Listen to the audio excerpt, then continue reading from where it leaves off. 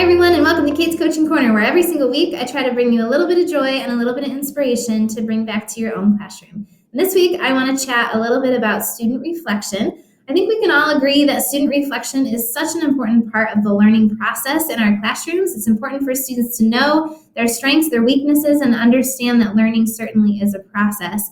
But if you're anything like me, it's sometimes the first thing to drop off the plans when the content starts to speed up. So I'm here today to just kind of give you a gentle push to keep trying to have students reflect in your classroom. There's so many different ways to do it. I've heard lots of wonderful conversations this year about how you are taking a pause and taking a breath and having students reflect on their progress. So here's some ideas of how you might do it. Google Forms is a great tool to use for reflections. It's easy for the kids to navigate and it gives you great data.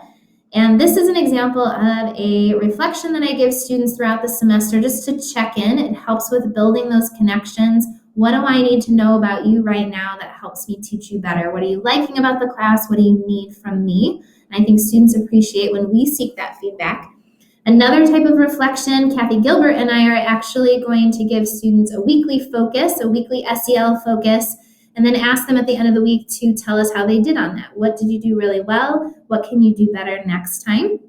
But it doesn't have to be digital. This is another example of having students sit and think, what did you do really well on that last assessment? What can you do differently? Let's fix those mistakes so we don't make them in the future. Could be a great way to reflect. And then we also have been talking a lot about focus notes. So remembering that at the end of every lesson, in the middle of any lesson, asking students to stop and reflect and process on how they are doing, what questions they have, and what they need to do moving forward. And Post-its can be a great focus notes tool to have students pause and think about, what am I crushing right now? What am I doing really, really well? And what do I need to do better?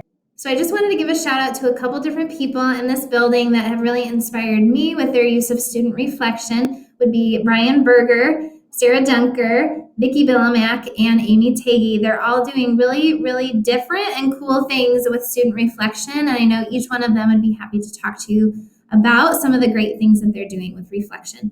So thank you so much, you guys. I hope you have a wonderful weekend, and I will catch you next week.